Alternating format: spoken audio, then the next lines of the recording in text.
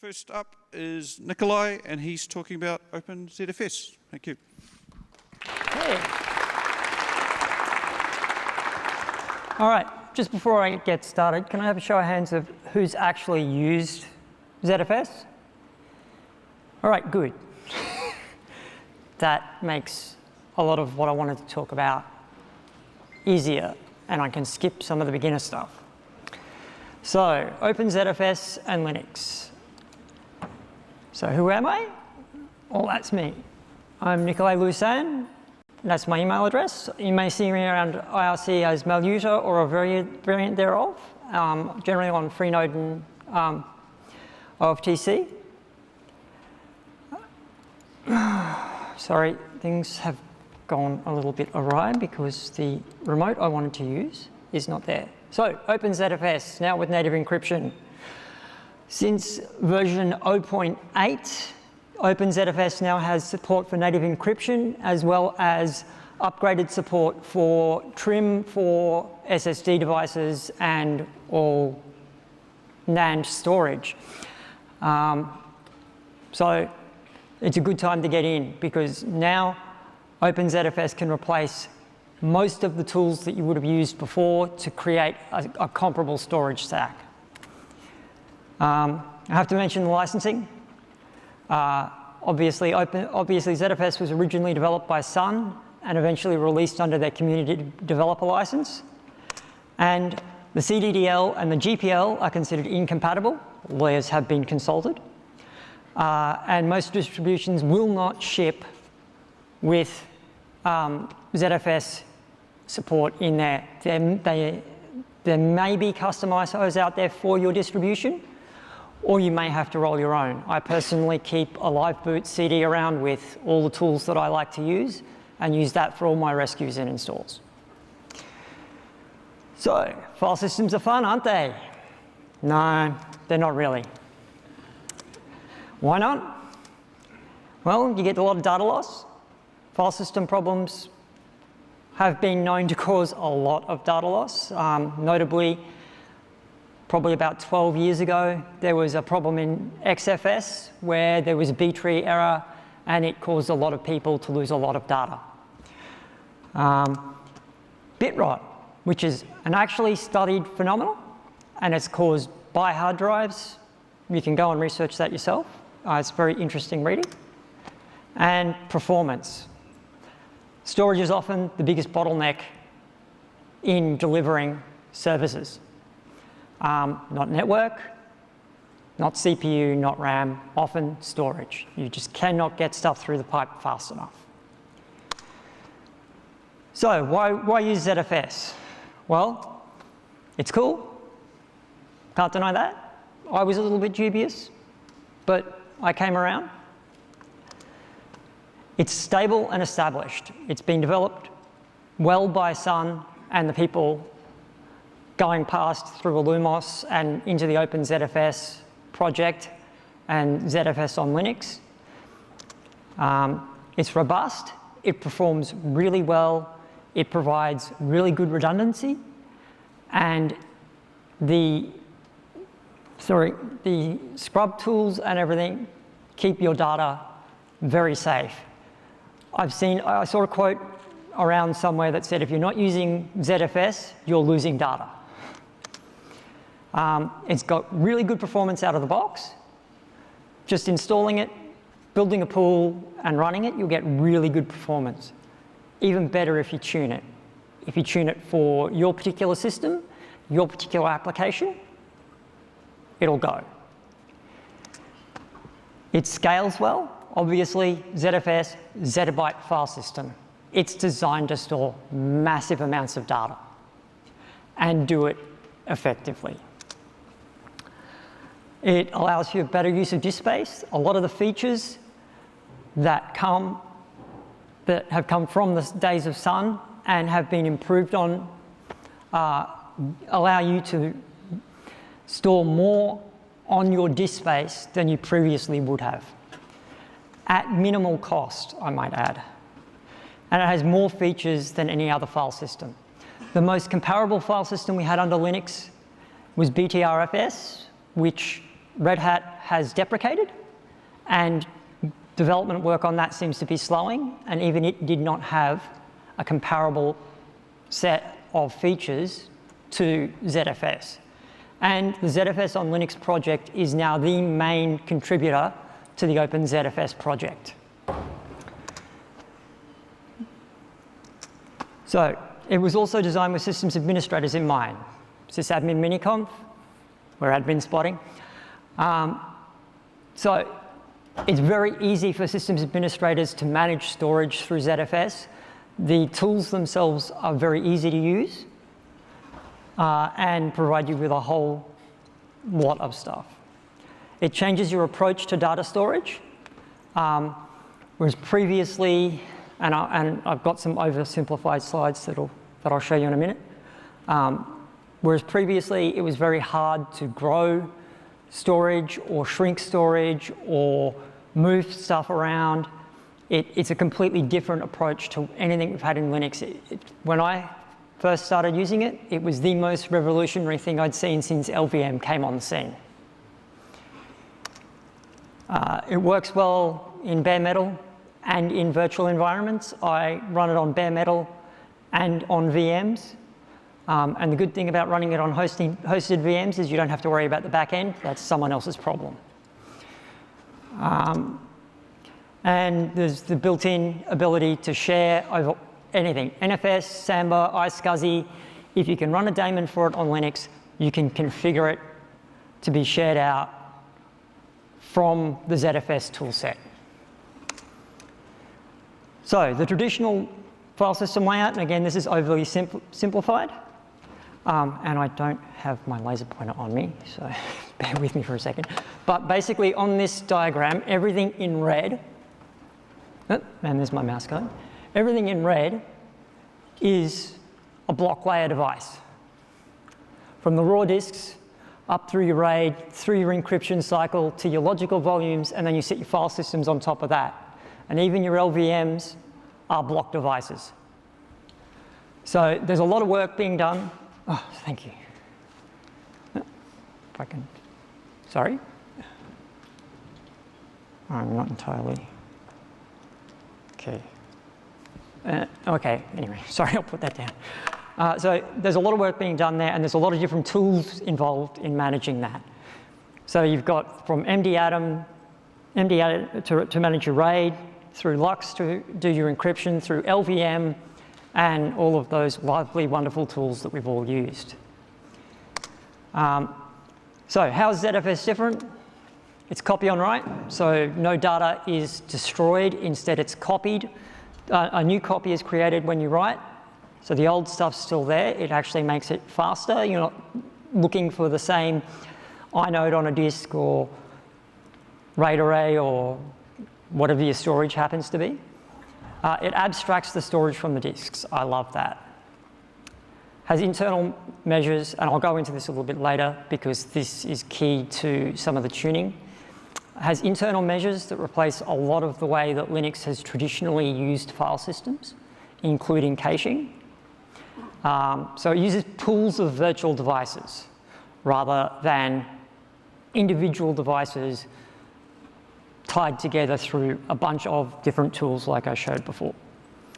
And the data is stored in data sets that are similar to logical volumes, but they're far more configurable and far more tunable. And again, this is overly simplified, but again, everything in red is a block device. Everything in purple is a file system. So everything from the minute you create a ZFS storage pool, you have a mountable file system, something you can write data to. And we'll get more into the VDEVS a bit later.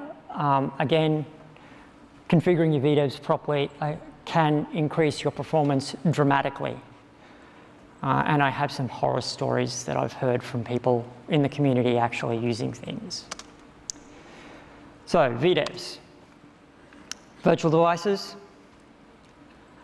They can have different geometries. They can be, each VDEV can be a different size, and they can be of a different geometry, and you use multiple VDEVs to create your storage pool.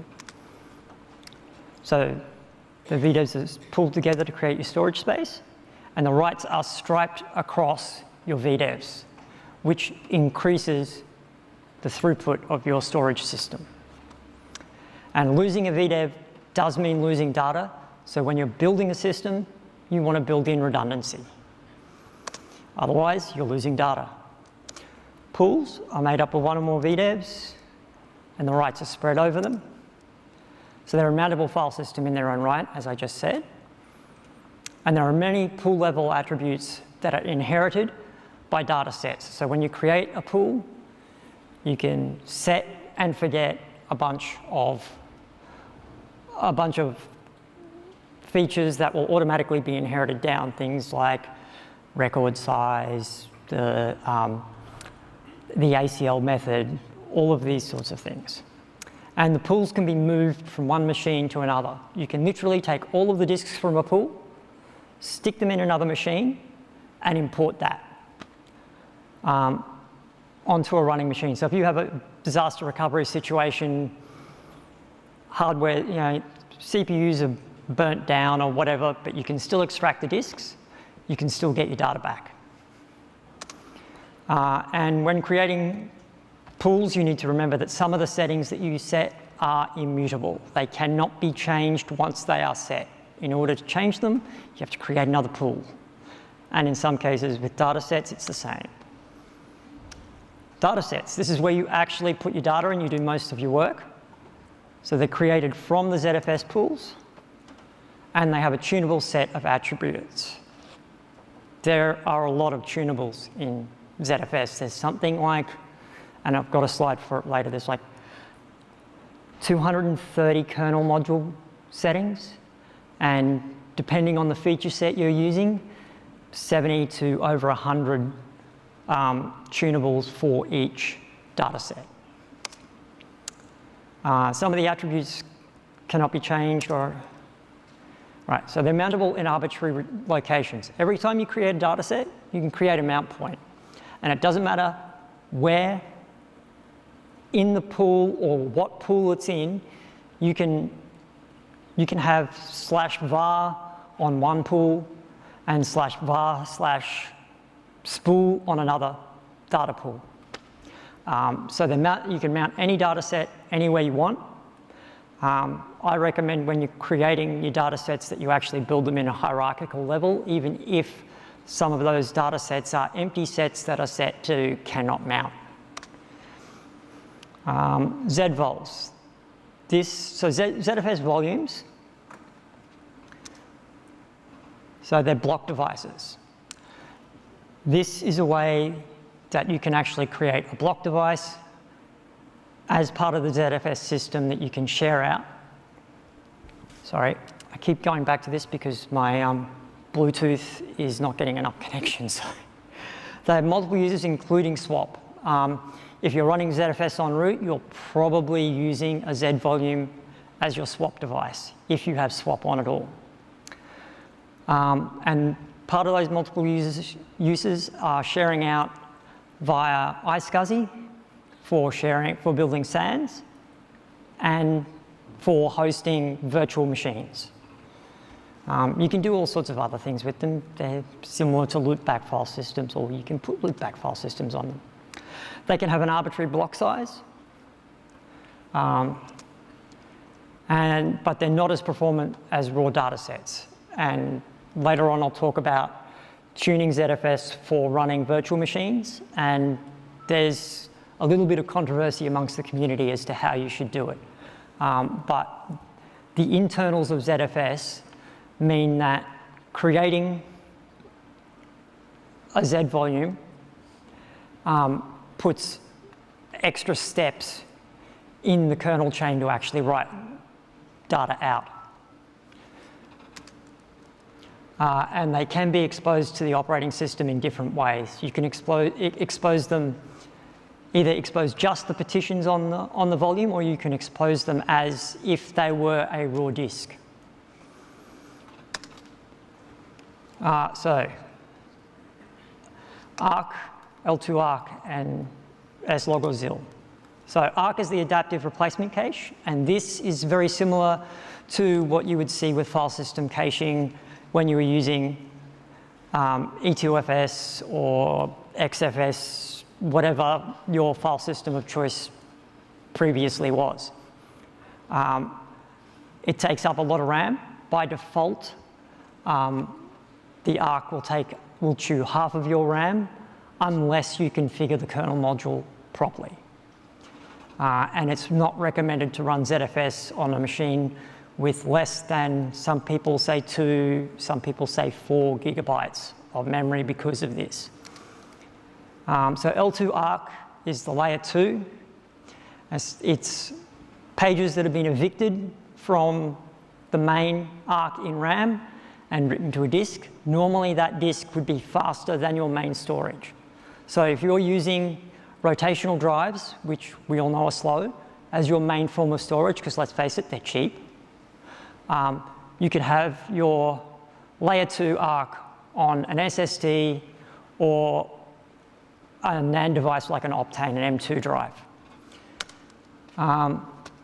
So the S log, or the intent log, is what's used by ZFS to actually speed up writes, to make things look like they're happening faster. It's kind of like a journal. It can save you from data loss in between boots if you have a crash. And basically what happens in the write process is when ZFS goes to write a page out, it will perform, if an S-log device exists, it will actually write to the S-log first. So it wants to, it will, and then the idea is that that is faster than your back-end storage, and so you get a faster response. That just stores the information and then is periodically flushed out. And if you're moving around a lot of data, and I've moved a lot of data back and forth between pools, you can see the size of that intent log increase exponentially. So if you're moving a lot of data between pools or around a pool, you can actually see that log grow. So you need to take that into account as well. So the ZFS tools. The Z pool, which you use for creating and maintaining your storage pools. You use it to add disks, remove disks, to set those top level features. And then there's the heavy lifter, which is the ZFS program itself. And that's used to manage your data sets, to set the attributes, to see what the attributes are, to see how much data is being stored in each data set. Snapshots, all sorts of information is mainly accessed via that. There's also Z, which is the ZFS event daemon.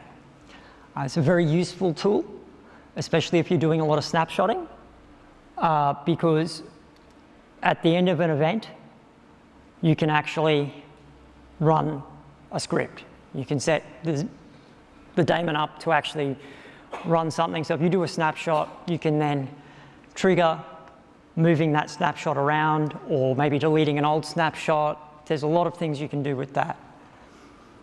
There's also ZDB, which you can use to get even more information out of ZFS about the state of your storage system. It's very useful if you're debugging problems. So creating VDEVS. Always use a disk or partition name. And I say disk or partition, it's better to actually feed the thing the entire disk because it will sort out the partitioning of that disk based on the sector size. So use names that will remain constant. If you're doing very large installs where you're using SANs that have multiple storage bays, you can actually map a particular bay in a storage cabinet to a particular VDEV. That's a little bit more advanced. There's a little bit more involved in setting that up, but it's doable. And remember that not all the disks need to be the same size. So ZFS, when making a VDEV, will be the size, the VDEV will be the size of the smallest disk say in a mirror, it will be the size of the smallest disk in the mirror. Obviously in RAID, it will be the combined size minus whatever parity. Not all the VDEVS in your pool need to be of the same type. You can mix and match to your pleasure.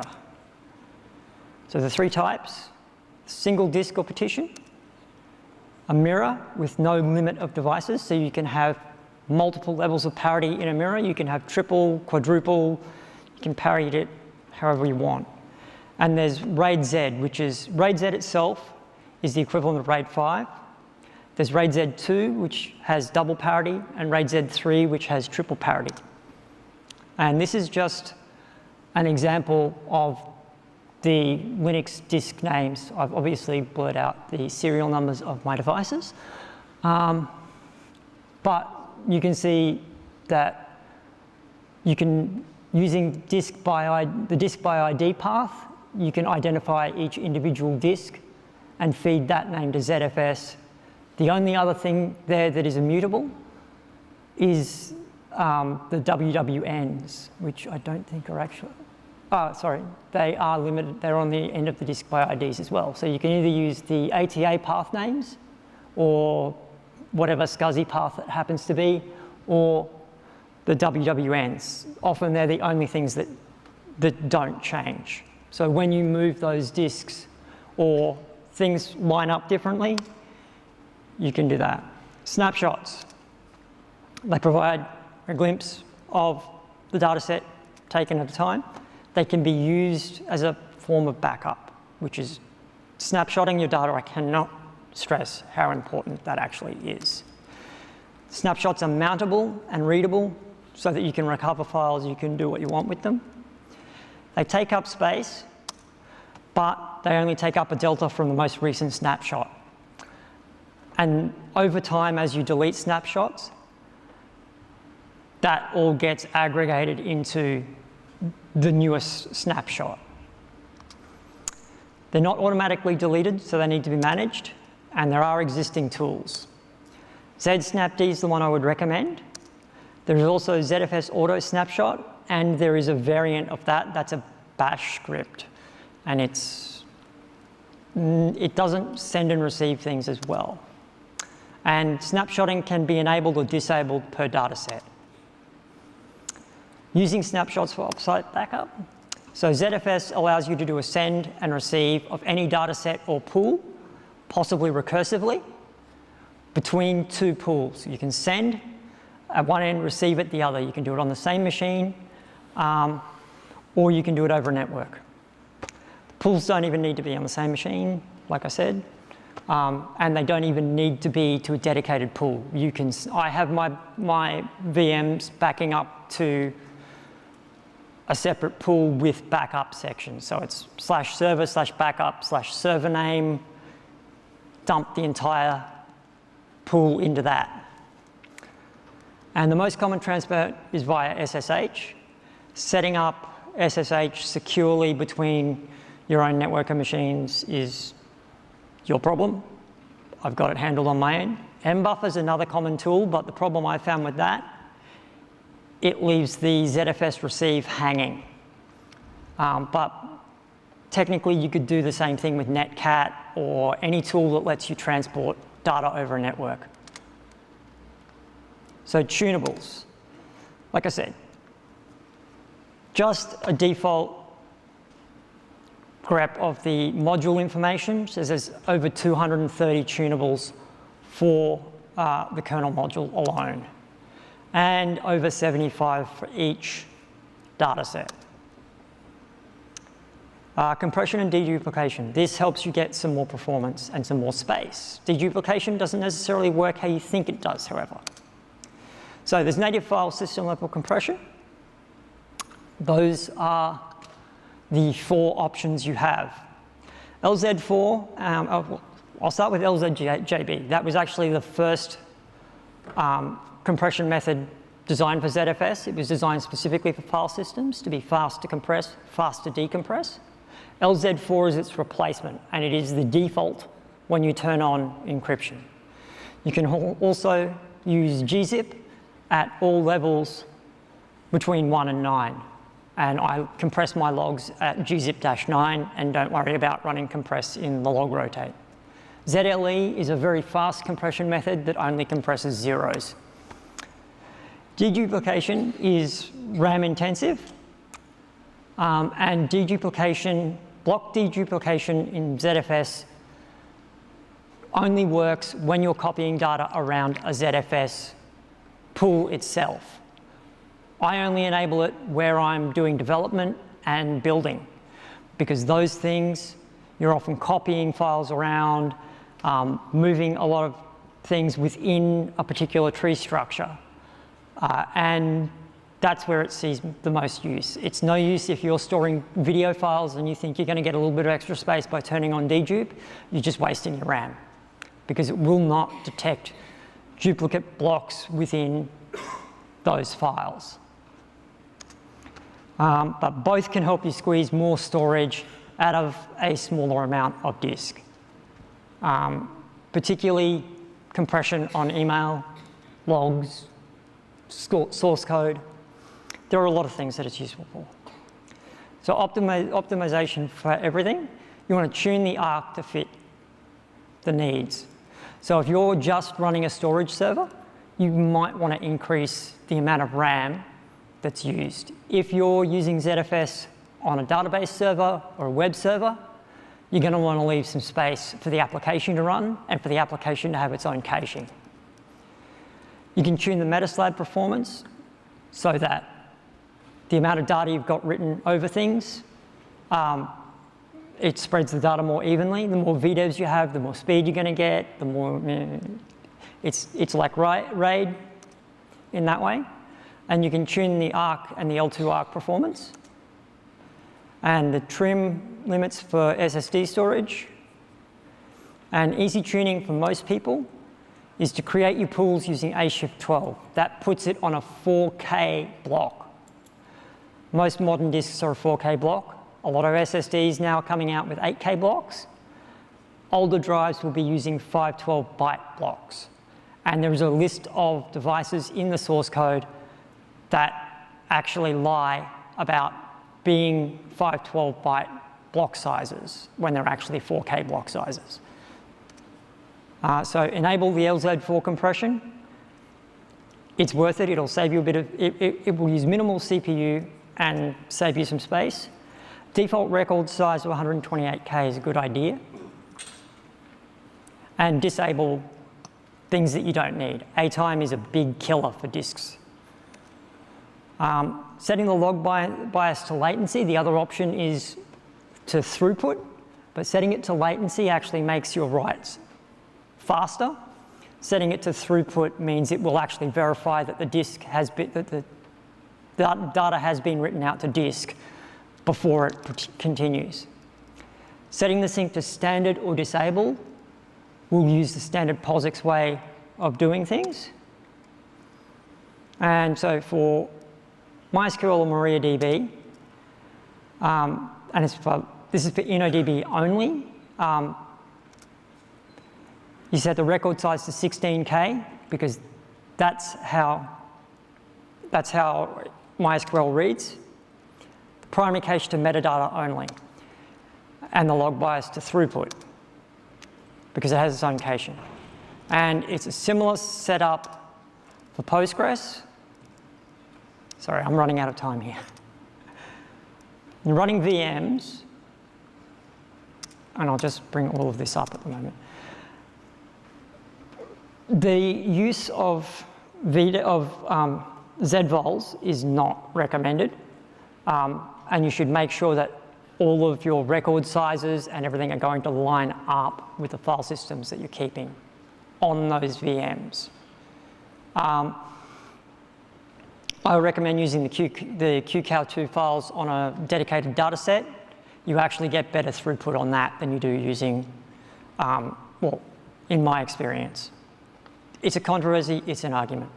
And it would appear that I'm out of time. Full set of slides will be available to you with notes attached. And that's just some resources. that are available. Okay. Okay.